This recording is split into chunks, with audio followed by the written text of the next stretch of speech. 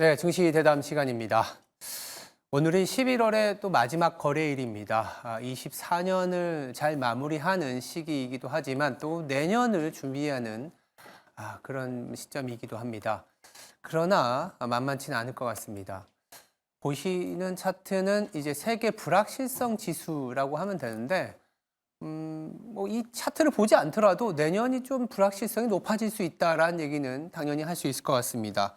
아직도 계속되고 있는 러우 전쟁이나 뭐 이스라엘, 중동의 리스크, 더불어서 트럼프의 무역 제재 내지는 무역 갈등, 연준을 비롯한 중앙은행의 스탠스 변화 등 우리가 알고 있는 변수만 놓고 봐도 불확실성이 높아질 수 있는데 우리가 알 수 없는 상황까지도 또 도출될 수도 있습니다. 이런 상황에서 우리는 또 어떤 스탠스를 취해야 될지 상당히 어려움이 많습니다. 더불어서 이미 이 경험한 바 있는 트럼프 1.0, 내년 1월 20일에는 본격적으로 트럼프 2.0 시대가 개막이 돼 있지만 한 번 경험했다고 해서 맷집이 강해지는 건 아닌 것 같습니다. 오히려 맷집이 더 약해진 상황에서 트럼프 2.0을 맞이해야 되는 한국 경제 내지는 국내 증시 체력이 아닌가라는 생각도 들고 있습니다. 이런 불확실성이 높은 시기에 우리는 어떻게 준비를 해야 될지.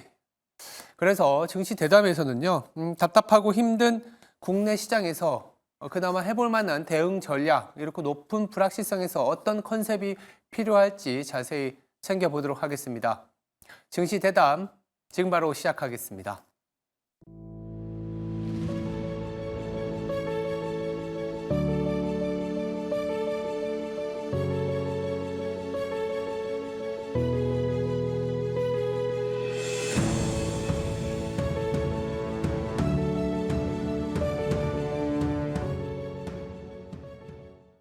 네, 증시 대담 이어가겠습니다. 자리에 정다운 LS증권 수석연구원 나와 있습니다.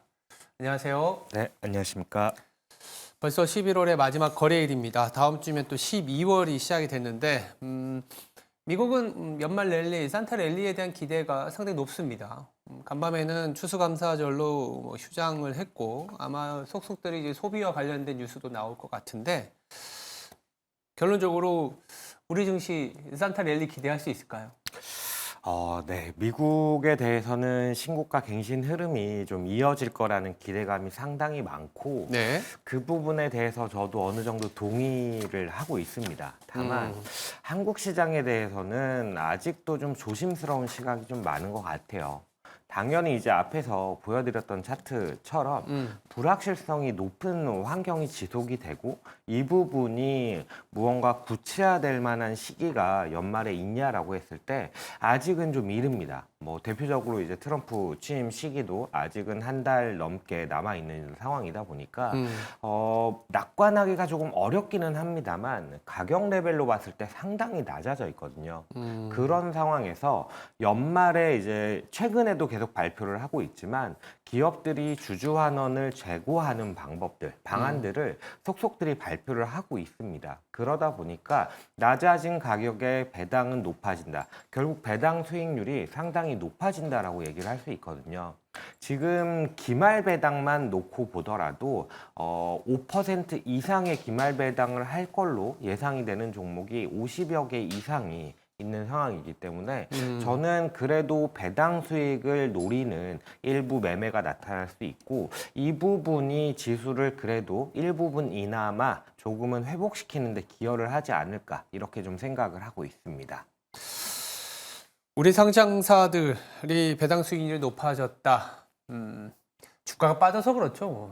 네. 예, 그 주가가 부분도 올라갈 큽니다. 만한 이유가 네. 있을지 한번 그 부분은 또 자세히 살펴보도록 하겠습니다.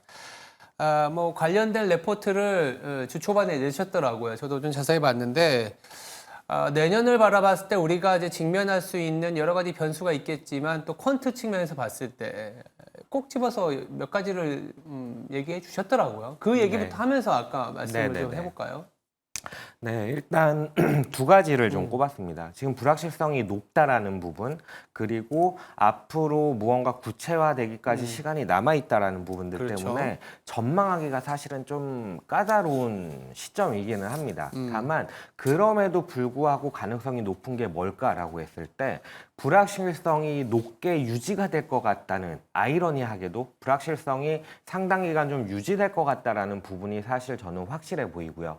두 번째로 말씀을 드리는 부분은 이익 컨센서스의 하향 조정이 나타날 수 있다라는 부분, 이렇게 두 가지를 좀 말씀을 드리고 있습니다. 우선 불확실성에 대한 부분부터 먼저 좀 말씀을 드려보면은, 앞에서 이제 차트도 보여드렸지만 그 차트를 보시면은 과거 트럼프 1기 시기에 물론 브렉시트 이슈가 있기는 했습니다만 무역 갈등으로 인해서 글로벌 불확실성이 상당히 높아지는 모습을 보였습니다. 이번이라고 좀 다를 거냐라고 했을 때 트럼프 정책을 살펴보면 그렇지 않을 것 같다라고 저희는 좀 생각을 하고 있고요. 트럼프가 결국은 자국 우선주의를 펼치고 수출에 대한 규제를 좀 할 거기 때문에 이런 부분들이 어떻게 구체화될지가 상당히 좀 애매하고, 트럼프가 결국 원하는 것을 얻기 위해서는 결국은 미치광이 전략을 계속 유지할 수밖에 없다라고 생각이 드는데, 내년 상반기까지는 적어도 트럼프가 정말 미치광이라는 모습을 보여줘야만 이후에 이제 대외 협상에서 협상력을 좀 높게 가져갈 수 있는 상황이다 보니까 이런 부분을 감안하면은 불확실성이 좀 높게 나타날 수 있다라는 게 아이러니하게도 좀 확실한 부분이지 않을까라고 생각을 하고 있습니다. 불확실한 게 확실하다. 말장난 같지만 좀 새겨 들어야 되는 부분들은 불확실한 부분을 감안한 투자 전략을 짜야 된다라는 거죠. 네. 항상 불확실했습니다만 조금 더 변동성이 높아지는 구간이, 특히나 내년 상반기에는 또 트럼프 2.0이 시작되면 트럼프의 거래 기술 책을 보면은 상당히 세게, 그리고 엄청난 어떤 그 자극 포인트를 갖고 가는 거잖아요. 그 부분이 더 나타날 수 있다는 점, 이거는 또 확실하다. 그렇다면 또 우리가 두 번째 측면도 좀 바라봐야 될 것 같은데, 어떤 거가 있을까요? 실적 기대치 하향이라는 부분이 저는 가능성이 상당히 높다라고 좀 생각을 하고 있어요. 국내 이익에. 네, 맞습니다.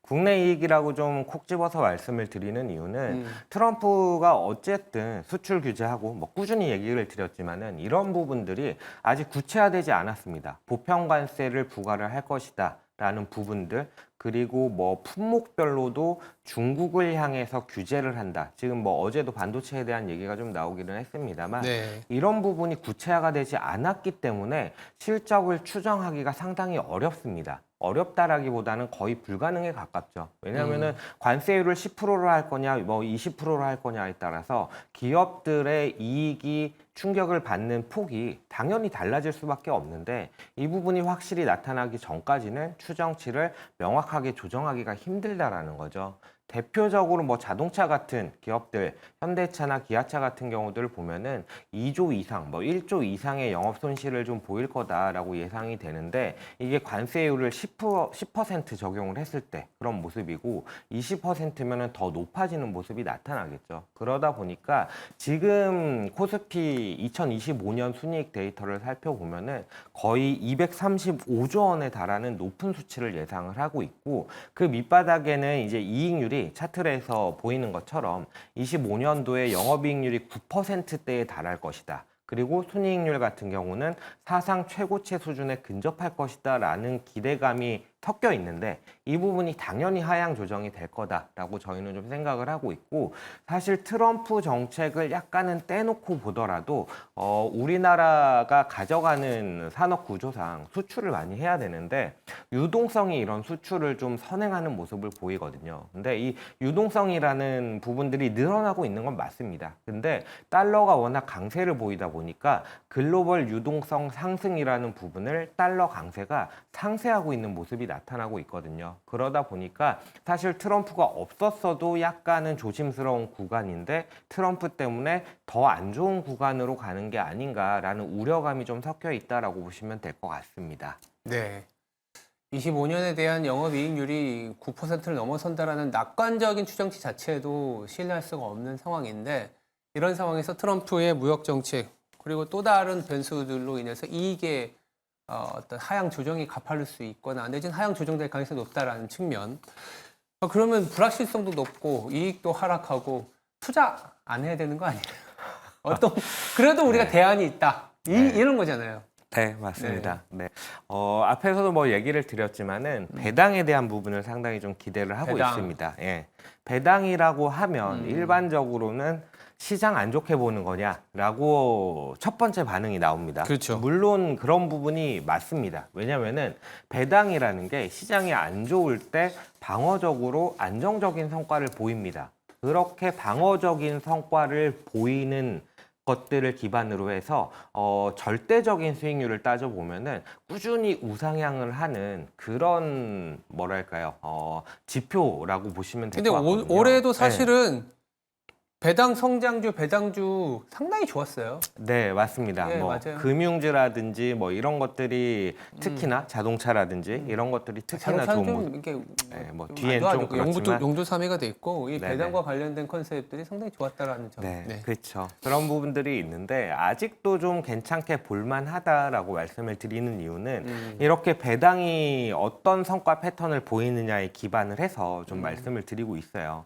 배당이 앞에서 말씀을 드렸던 두 가지 가능성이 높다라고 얘기했던 부분들, 실적 컨센서스 하향이라는 부분, 그리고 불확실성이 높아진다라는 부분, 이 두 가지의 조합으로 봤을 때 가장 견조한 흐름을 보이거든요. 그래서 이제 표에 나타난 게 이 성과와 특정 지표와의 상관계수를 나타낸 건데 가장 우측에 보시면은 WI 이게 이제 불확실성 지수고요. 불확실성 지수가 올라갈 때 배당에 대한 성과가 좋아진다라고 볼 수 있고 가장 아래에 있는 영업이익 12개월 포워드 월간 변화율이 낮아질 때 성과가 견조한 모습을 보인다라는 측면을 감안해 보면은 배당 쪽을 충분히 노려볼 만하지 않나. 그리고 이렇게 성과를 측정할 때는 배당을 받는 부분은 사실은 제외가 됐거든요. 그러다 보니까 추가적으로 배당 수익까지 노릴 만한 게 바로 이 고배당 전략이지 않을까라고 생각을 하고 있습니다.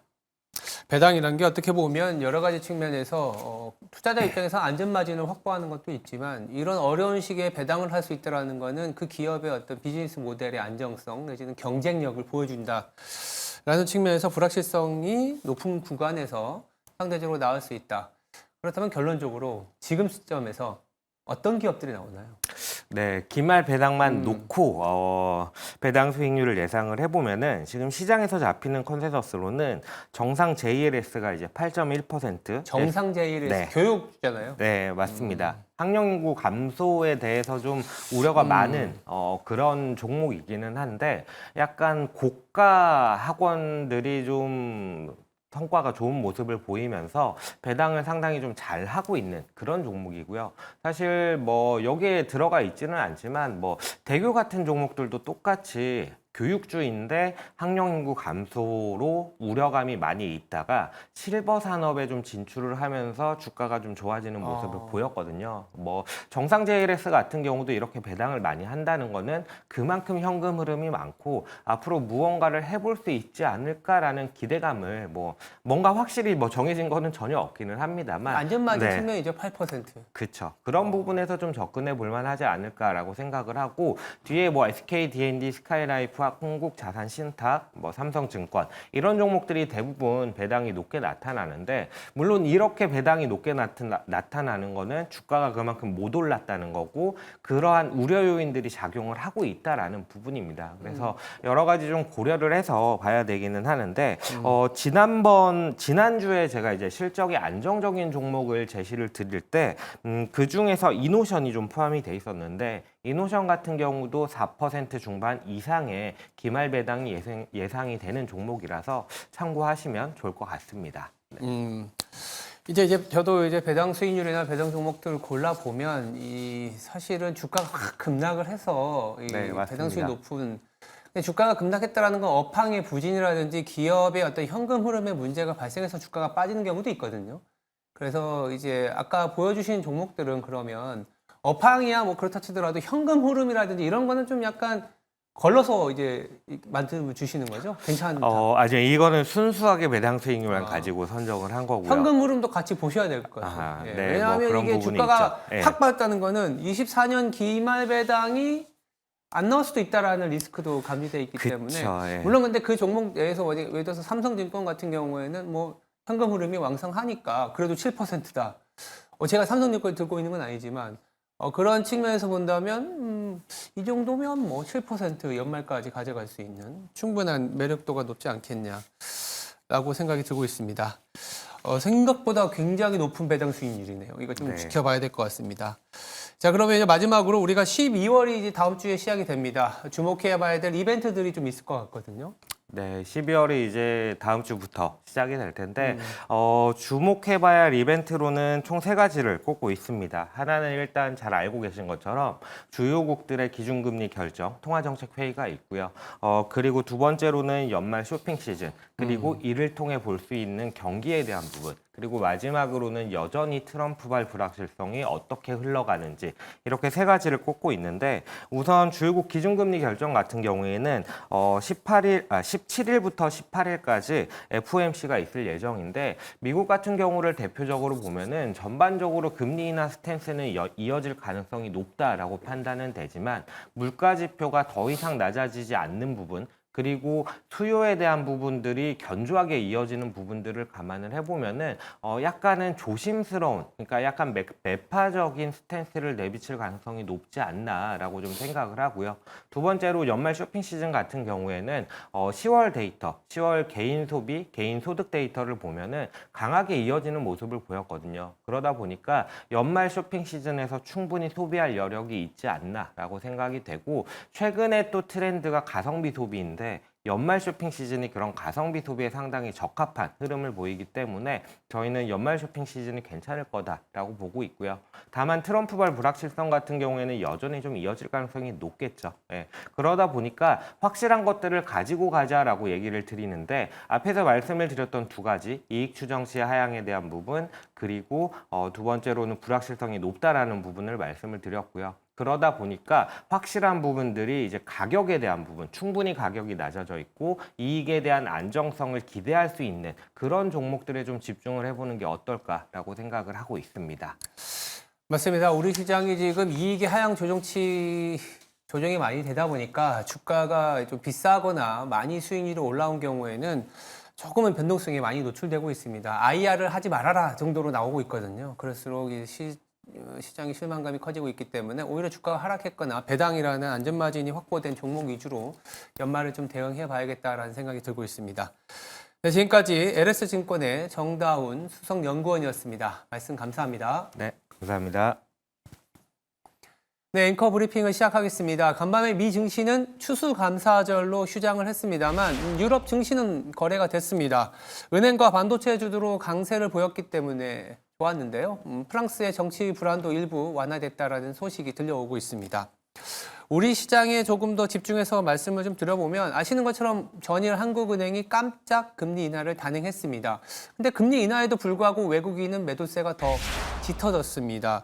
아마도 이런 인하가 우리나라의 성장률을 좀 진작시키기에는 역부족이지 않겠냐라는 그런 판단이 아닐까라는 생각이 들고 있고요. 내수 진작에는 역부족이다.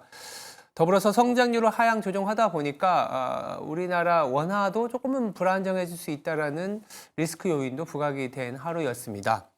아쉽지만 국내 증시는 한국은행의 스탠스보다는 연준의 스탠스, 저희들이 12월 중순에 이제 나오겠지만 연준의 스탠스, 더불어서 트럼프의 무역 제재, 중국발 공급 과잉 이런 부분들이 우리나라에는 더 중요한 이슈지 않을까라는 생각이 드는데요. 저희들이 증시 대담에서도 말씀을 드렸지만 내년에는 상당히 불확실한 그런 구간이 될 수 있을 것 같습니다. 말장난 같지만 불확실하다라는 자체가 확실한 변수다라는 얘기를 드리고 있는데요. 항상 장밋빛 전망을 하던 시기도 있었습니다만 올해 같은 경우 그리고 내년 같은 경우에는 좀 시장에 대해서 뷰가 미국과 달리 한국은 상당히 안 좋습니다. 그 안에서도 우리가 기회를 찾아봐야겠지만 그 기회에 대한 얘기들을 해보면 아직은 좀 부족한 것 같습니다. 불확실한 측면에서는 이제 정치적인 불확실성도 있지만 이익의 불확실성, 이익이 빠르게 하향 조정될 가능성도 있다라는 점을 저희들이 이 시간에 말씀을 드렸고요. 그러다 보니까 대응 방안은 이제 배당 중심의 안정적인 컨셉. 당장 올해 말까지만 보더라도 금투세 폐지는 됐지만 대주주 회피 물량이라든지 수급발 변동성이 높아질 수 있습니다. 그래서 주가가 크게 하락한 상황이지만 현금 흐름이 괜찮고 배당 수익률이 보시는 것처럼 뭐 7% 이상인 종목들이 꽤 있습니다. 7%면 상당히 높은 수익률이라고 보셔야 되지 않을까요? 연말까지니까.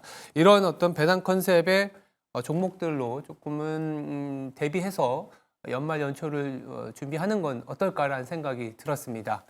네, 지금까지 앵커 브리핑이었습니다. 오늘 하루도 성투하시기 바랍니다. 감사합니다.